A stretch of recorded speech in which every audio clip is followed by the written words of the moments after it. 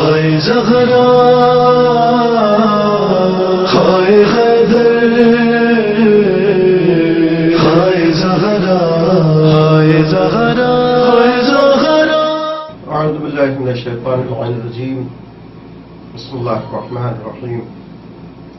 الحمد للہ رب العالمین والصلاة والسلام علی سید الانبیاء والمرسلین وآلہ الطیبین الطاہرین المعصومین المظلومین ولعنۃ اللہ علی اعدائہم اجمعین من یومنا ھذا الی قیام یوم الدین.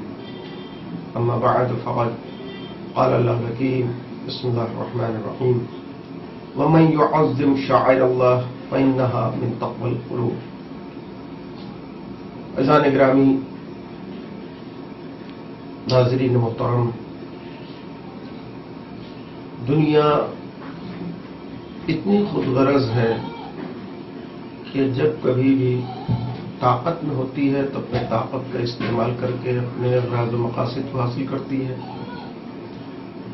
اور کبھی کبھی طاقت میں ہونے کے باوجود اپنی گندی سیاست کی وجہ سے حکومت کو وسیع کرنے کی خاطر، حکومت کو وسعت دینے کی خاطر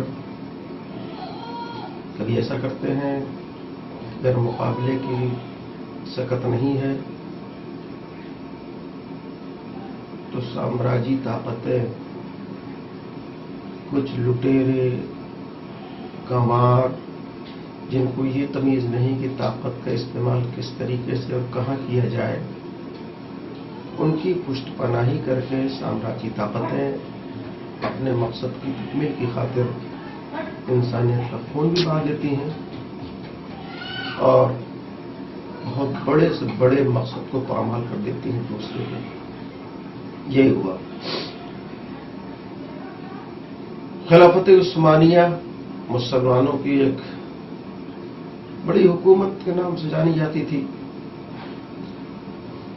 اور عیسائیت، سامراجیت، ان کی حکومت کی وسعت کی خواہش اور پھر مشرق وسطیٰ جو ان کے دست نگر میں نہ تھا اس پہ قبضہ کرنے کی خاطر وہاں کے ہی عیسائیوں کے ذریعے سے نجد کے، عرب کے، جو آج سعودی عربیہ کہلاتا ہے، پہلے حجاز کہلاتا تھا، حجاز کے کچھ عیسائیوں کو تیار کر کے نجد کے ڈاکوؤں کے پاس بھیجا گیا، اور یہ کہہ کے کہ دیکھو ان کو اس طریقے سے برانگیختہ کرو، قبیلہ بڑا ہے، جنگجو ہیں، بغیر سوچے سمجھے حملہ کر دینے والے ہیں، اور اس لیے اپنے طاقت کا استعمال کہیں بھی ان کو اشتعال دلا کے کرا جا سکتا ہے. اس لیے گئے جانے کے بعد ان سے کہا کہ دیکھو یہ خلافت عثمانیہ جس کا مرکز ترکی تھا، تو ان کو برانگیختہ کیا، یہ کہہ کہ ترک اور ہم عربوں پر حکومت کریں یہ ہمارے لیے ننگ و آر کا سبب ہے. تو پھر اتنی بڑی حکومت اس کا مقابلہ کیسے کیا جائے گا؟ گھبراتے کیوں ہو؟ ہم کس لیے ہیں؟ ہماری عرب حمیت کیا مر گئی ہے؟ ہم بھی آپ کے ساتھ دیں گے، تلواریں بھی ہوں گی، گھوڑے بھی ہوں گے، لوگ بھی ہوں گے. اس طریقے سے نجد کے مشہور ڈاکوؤں کے جو بڑا قبیلہ تھا ان کے ساتھ دینے کی خاطر اپنے مقصد کو استعمال کیا سامراج نے، اور وہ ڈاکو آمادہ تیار ہو گئے، برسر تیار ہو گئے. سیدھا ان کے سامنے مثالیں تھیں، خانہ کعبہ، حرم امن الہی، مکہ مدینہ منورہ، حرم الہی، امن الہی، حرم رسول. لیکن ان کو برانگیختہ کیا گیا کہ تم گھبراتی کیوں ہو؟ یہ ترک ہیں، ان کو مار کے کسی صورت سے بھی بھگاؤ، اس لیے کہ ہم پر حکومت یہ کریں گے. تو کہا امن کا جگہ ہے، اتنا تو تھے، ڈاکو تھے، لیکن معلوم تھا یہ امن الہی ہے، مکہ ہے، مدینہ ہے. تو ایسے میں انہوں نے مثالیں دی کہ کیا تم یزید سے بڑے حکمراں ہو؟ یزید نے اپنے مقصد کی خاطر جب اس نے دیکھا تو مسجد نبوی کو پامال کیا، وہاں پر کتنے صحابہ کو خون بہایا، صحابیات کے ساتھ بدکاریاں کرائی، پوری فوج کو، حرم رسول کو 3 دن تک मुबाह कर दिया। कितने नाजायज बच्चे पैदा हुए, सारे सहाबी सहाबियात, 700 हाफिज कुरान और कितने सहाबी सब कत्ल कर दिए गए, सबका खून बहा। यही हाल मक्के में किया, खाने काबा पे हमला करके, खाने काबा पे हमला किया, वहां पर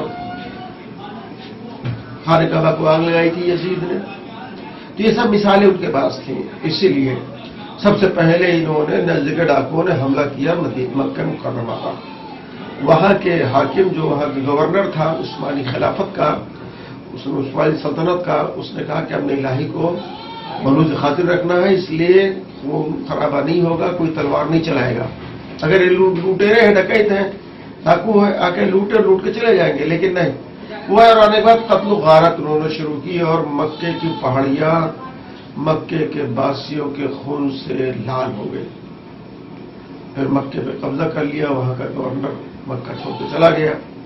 जब इन्होंने यहां पर बआसानी कब्जा कर लिया तो फिर मदीने का रुख किया, इसलिए कि दो आमदनी के सबसे बड़े मरकज, सबसे बड़े जरिए जराए थे ये हज में और उम्रे में लोग जाना लोगों का, और ये मरकज था आमदनी का। तो अब मदीने का रुख किया। मदीने में भी वहां गवर्नर ने कहा कि हरम रसूल है, यहां पर भी हमला न किया जाएगा, कोई तलवार नहीं उठाएगा, खून खराबा नहीं होगा। डाकू है, लूटने के लिए आ रहे हैं, लूट के चले जाएंगे। लेकिन वहां पर कोई मदीने का खजूर का दरख्त ऐसा नहीं था कि जहां पर मदीने के वासियों के 2, 4, 10, 20 लाशें न रही हो। वहां कभी मदीने पे भी कब्जा कर लिया। अब इन्होंने, ये थे इस्लामी शहर, इस्लामी शहरों पर कब्जा करने के बाद इनको चाहिए था इस्लामी मोहर, वरना फिर इनसे खाली करा लिया जाता। उसकी खातिर खुद मोहम्मद बिन अब्दुल वहाब को हेम्फ्रे और उसको कुछ साथियों के जरिए से साम्राज्यों ने उसे पहले से तैयार कर रखा था। नजदी वो भी था। नतीजा निकला कि उनको हुकूमत चलाने के लिए इस्लामी सिंबल चाहिए और ऐसे मौलवी को हुकूमत की हिमायत चाहिए। दोनों की हिमायत हो गई। और फिर क्या किया कि अब इनको जो पहले से पढ़ाया जा चुका था कि ये आसार इस्लामी जब तक बाकी रहेंगे, इस्लाम का प्रचार, इस्लाम की तबलीग और तरवीज होती रहेगी, लोग आएंगे, जिंदा मोजज़े देखेंगे, तो जाएंगे, इस्लाम रोज बरोज कुव्वत में आता जाएगा। इसीलिए आसार इस्लामी को सबसे पहले खत्म करने की खातिर एक शिर्क का एक कलमा इजाद किया मोहम्मद बिन अब्दुल वहाब ने कि अल्लाह के अलावा कुछ नहीं, किसी को नहीं, जितनी भी चीजें हैं ये सब गैरुल्लाह की तरफ मुल्तफित करती हैं, अल्लाह से मुनारिफ करती हैं, इसलिए इन सब चीजों को गिरा दो, हटा दो, मिटा दो। पता चला कि साहब वो खाने काबा मक्का मुकर्रमा में जन्नतुल मुअल्ला अजीमुल मर्तबत खानवादे की अजीमुल मर्तबत ज़वात की वो मुक़द्दस कब्रें थीं कि जिनको मुनहदिम कर दिया गया। रसूलुल्लाह ने सल्लल्लाहु अलैहि वसल्लम ने जहां से चांद के 2 टुकड़े किए थे, पता चला वो जगह बाकी। आज शक्कुल कमर का मोजज़ा कोई आसार है कि ये होता है कि जहां पर खड़े होकर अल्लाह के नबी ने यहां से कोई हज पे जाता तो बयान करता, देखते लोग मुतवज्जे होते कि यहाँ पर खड़े होकर हमारे नबी ने शक्कुल कमर का मोजज़ा किया था। खत्म, वहां पर भी निशानी मिटा दी गई, जन्नतुल मुअल्ला मिटा दिया गया, रसूलुल्लाह के विलादत का मकान वो तबाह कर दिया गया। दूसरे आसार जितने भी अल्लाह के नबी के थे वो सब के सब खत्म कर दिए गए। आसार खत्म करने का मकसद क्या होता है? आसार इसलिए खत्म किए जाते हैं कि अगर आसार रहेंगे तो मौसिर की याद आती रहेगी। हमारे हिंदुस्तान में क्या है, हमारे मुल्क हिंदुस्तान में यहाँ पर बहुत सी ऐसी शख्सियतें गुजरी हैं कि जिनके आसार और निशानियां हमारे यहाँ रखी गई हैं। जैसे इल्मी, अदबी ऐसी कोई खिदमत होती है, ऐसी कोई बात आती है, तो ऐसे में रविंद्रनाथ टैगोर को भारत रत्न थे, उनको इस तरीके से नवाजा गया। क्यों? इसलिए कि बंगाली अदब में उन्होंने बहुत कारहाय नुमायां अंजाम दिए हैं। और हिंदुस्तान की जो हमारे यहाँ के वो तोहफा भी तराना है, उसके भी शायर वही हैं और बहुत सी खिदमत अंजाम दी हैं। तो नतीजा है कि जहां कहीं भी यूनिवर्सिटीज वगैरह में आप जाएंगे तो तमाम यूनिवर्सिटीज में किसी न किसी शोबे में आपको रविंद्रनाथ टैगोर का मुजस्समा मिल जाएगा। जहां भी अमर पसंद लोग होंगे, ہندوستان چھوڑ دیے، ہندوستان کے باہر جہاں مظلومیت کے حامی ہوں گے، ظالموں کے مخالف ہوں گے، ایسے ملکوں میں پتہ چلا آپ کو مہاتما گاندھی کا مجسمہ مل جائے گا۔ کیوں؟ اس لیے کہ اس کو دیکھ کر کے امن یاد آتا ہے۔ ٹیگور کو دیکھیں، ان کا مجسمہ دیکھیں گے تو علمی خدمات اور علم اور ادب اور تہذیب اور کلچر کی باتیں یاد آئیں گی۔ تو جہاں جہاں بھی کسی کے اثر کو باقی رکھنا ہوتا ہے تو وہاں پر اس کے آثار کو زندہ رکھا جاتا ہے۔ بہت ساری دنیا بھر کی مثالیں ہیں، نہیں مثالیں دینا، بس اتنا مختصر کہ جہاں کہیں بھی کسی کے اثر کو زندہ رکھنا ہے تو آثار ہوتے ہیں۔ اب اسلامی دشمنی کی سب سے بڑی علامت اس سے بڑی اور کیا ہوگی کہ جس خانوادے کی قربانی اور جس کے خون سے اسلام کو جڑیں سینچی گئی اور اتنی بلندی تک پہنچی اور آج دنیا بھر میں لا الہ الا اللہ محمد رسول اللہ کے صدائے ہیں، اسی خانوادے کے سارے آثار کو مٹا دیا گیا۔ یہ اسلام دوستی تھی کہ اسلام دشمنی؟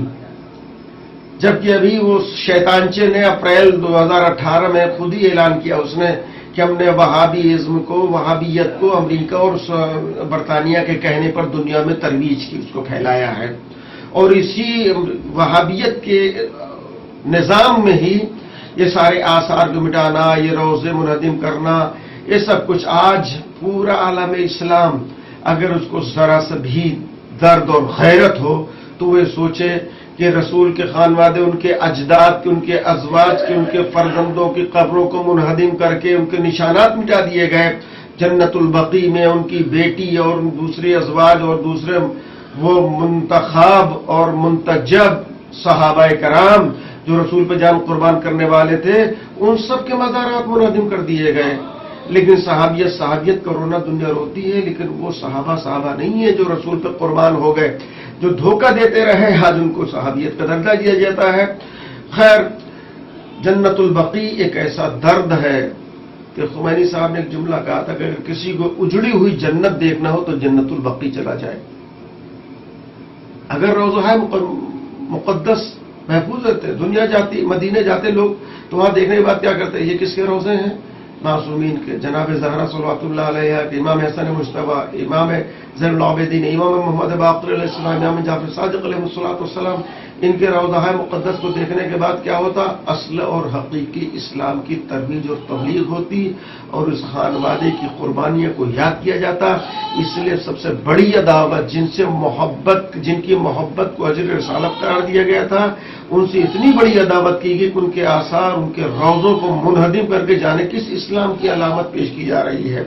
پروردگار وہ دن جلد سے جلد لے آئے کہ جنت البقیع کے روضہ مقدس مظلومین کے، معصومین کی قبروں پر خوبصورت مزارات کی تعمیر ہو سکے اور ایسے ظالم جابر حکومتوں سے اسلام کو نجات ملے، اسلام سے آزاد ہو جائے کہ جس نے قبضہ کر کے حرم اسلامی، حرم الہی، حرم مدینہ، ان سب پہ قبضہ کر کے تمام علامتوں کو تباہ و برباد کر دیا ہے۔ جلد سے جلد وہ ساری جگہیں، جو سارے مقدس مقامات ہیں، ان کو پھر اسی طریقے سے پروردگار شاد و آباد فرما جیسے وہ قدیم زمانے 1924 سے پہلے شاد و آباد تھے۔